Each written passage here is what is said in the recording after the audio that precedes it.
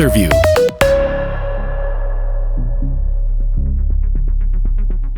Ito ang ating interview serye kung saan hinihimay at tinatalakay ang mga mahalagang paksa na may kinalaman hindi lang sa ating universidad, kundi pati na rin sa bayan. Dahil ang mga scholar ng bayan, abay may pakailam sa sambayanan. Mga kasali na tuklasan kamakailan sa isang pag-aaral ng UP Manila na positibo sa bakterya na may antimicrobial resistance ang mga inumin sa tondo. Ako, taga doon pa naman po ako. O kaya epekto nito sa public health sa bansa. Para talakayin ito, makakasama natin si UP Manila College of Public Health Associate Professor Dr. Geraldine Dairit. Magandang umaga po, Dr. Dairit. Welcome po sa DZUP. Isang mapagpalang umaga po sa inyo, sir. At salamat po sa pagkakataon na ito na makapanayam po ako. Salamat po. Salamat din po, Doc. Dire-diretso na po tayo sa ating talakayan at mahalaga po itong usapin po na ito. Una po, maaari niyo po bang ipaliwanag ang mga pangunahing natuklasan sa inyo pong pag-aaral tungkol sa mga inuming kontaminado ng antimicrobial resistant bacteria sa tondo? Gaano po kaseryoso ito, Doc, yung presensya po ng antimicrobial resistant bacteria sa mga karaniwang iniinom ng publiko, Doc? Okay. Doon po sa pag-aaral natin, may mga ilang samples po ng palamig na nakita po natin na kontaminado ng bakterya. Na bukod po sa bacteria na present, meron pong mga resistance genes na present dito sa mga bacteria. So, ito po ay nagiging alarming or nakakabahala kasi iniinom po natin ito. Karaniwan pong iniinom ng publiko araw-araw. So, hindi man nangangahulugan na otomatiko po pagka nakainom ka ay magkakasakit. Pero nagkakaroon po kasi may posibilidad na dumating po yung panahon na magkaroon po tayo ng impeksyon, okay, at ma-ospital po tayo, maaaring mas mahirap po itong gamutin. So ipinapakita rin dito na yung antimicrobial resistance, no, na genes na ating nakita ay hindi lamang problema sa ospital. Kasi karaniwan po na detect po ito sa ospital. Ngayon nakikita na po natin sa komunidad. Okay, at mismong sa ating mga kinakain. Yan po.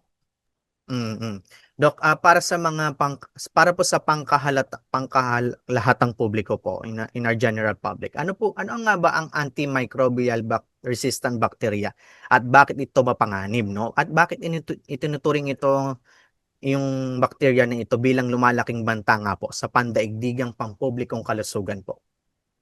Okay po. Yung antimicrobial resistant or antibiotic resistant na bacteria ay hindi madaling mapatay o magamot ng mga ordinaryong antibiotiko po, antibiotics.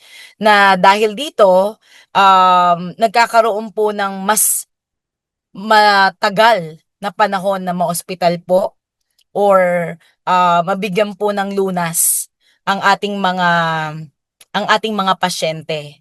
So, mapanganib ito dahil maaari nitong gawing mas mahirap gamutin yung mga impeksyon na maaaring humantong sa mas mahabang pagkakasakit o malubhang komplikasyon. Itinuturing itong pandaigdigang banta, okay, global threat, dahil sa patuloy na dumarami yung mga bakterya na nagiging resistant at maaaring kumalat sa tao, sa hayop, at sa ating kapaligiran, maging sa ating mga pagkain.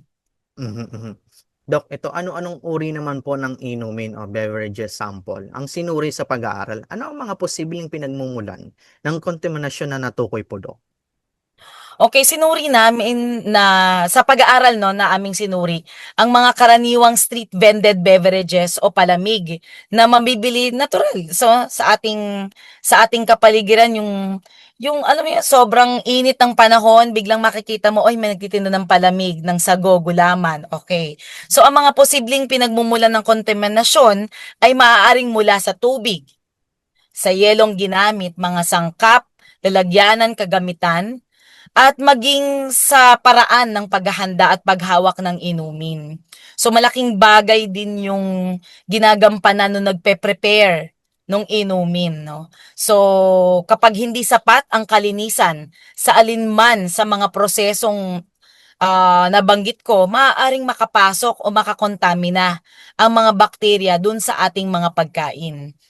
Napansin din na may ilang mga food handlers, no, na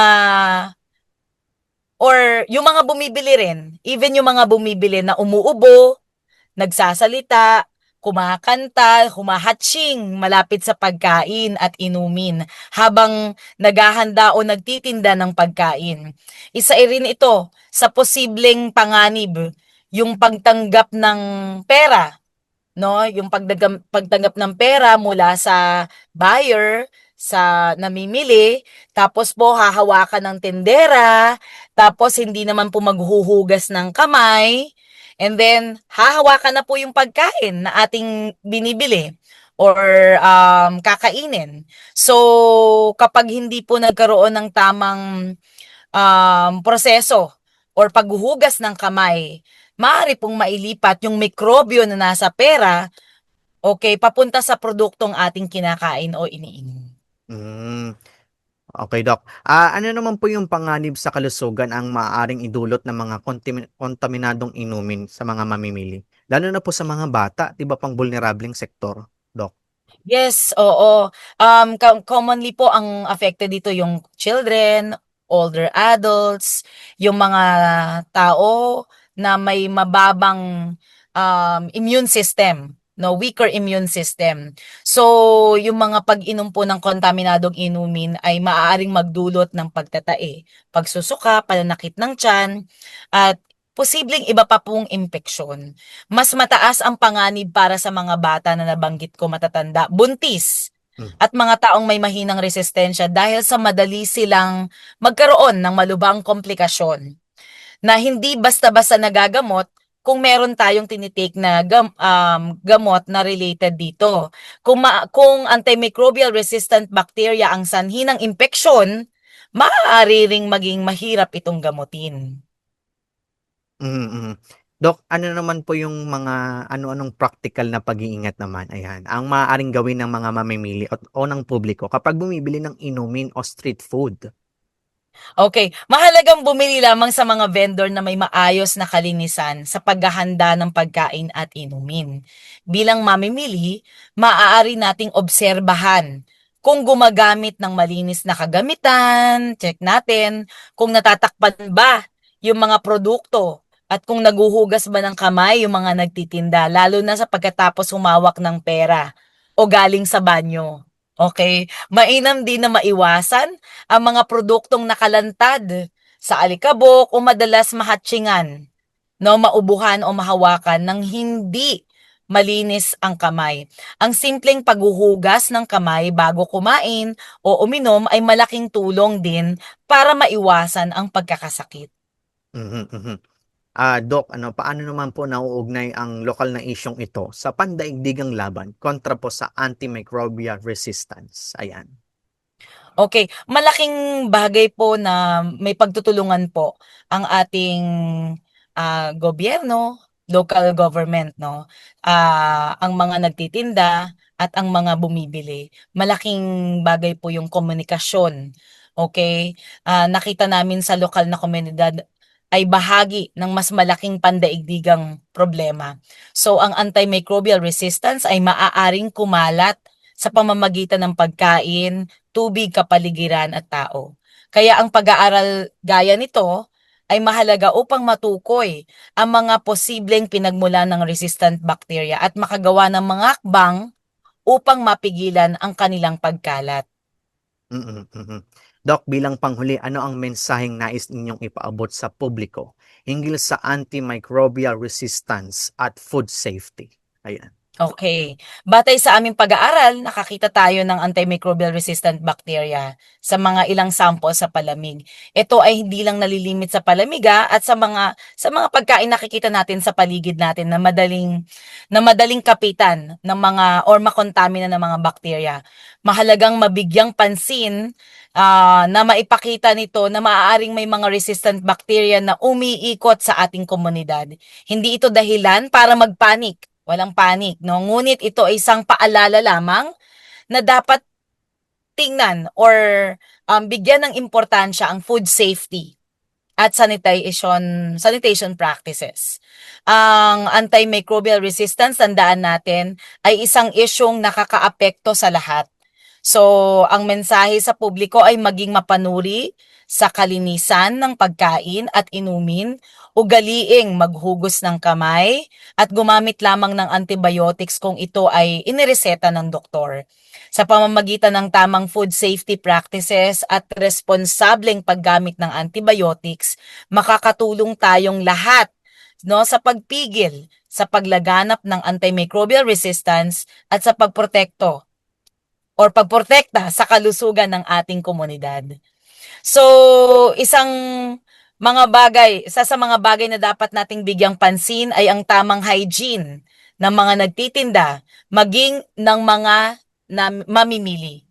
Ang pag-upo, pag-atching, o pagsasalita ng direkta sa harap ng pagkain at inumin, pati ang pagtanggap ng pera at agad na paghawak sa produkto ng hindi naghuhugas ng kamay, ay maaaring magdulot ng kontaminasyon. Simpleng hakbang lang ito, pero malaking maitutulong sa pagpapanatiling ligtas sa pagkain at inumin para sa lahat. Yun. Alright, importante po yung paghuhugas ng kamay at proper hygiene sa paghawak po ng ating mga pagkain. With that, maraming salamat sa iyong oras at pagbabahagi. UP Manila College of Public Health Associate Professor Dr. Geraldine Dairit. Mabuhay po kayo, Doc. Salamat po. Salamat po!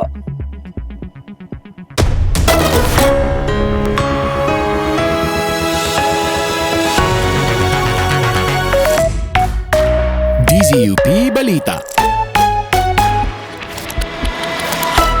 Patuloy ang balitaan sa dzup.org.